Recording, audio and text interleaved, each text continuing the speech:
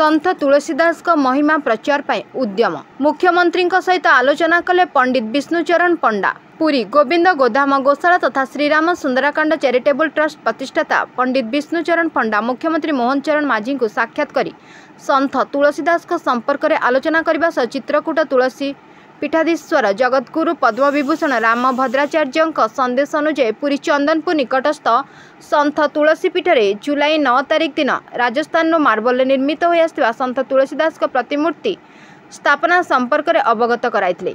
सेहिभଳି उपमुख्यमंत्री प्रभाती परिडा, कनकवर्धन सिंहदेव, आईन मंत्री पृथ्वीराज हरिचंदन, भुवनेश्वर सांसद अपराजिता षडंगी, खोर्धा विधायक प्रशांत जगदेव सहित संत तुलसीदास कार्यक्रम एवं जगद्गुरु द्वारा 6 तारिख ठारू नवदिनात्मक राष्ट्रीय श्रीराम कथार उपस्थित रहिबा निमंत्रण करते।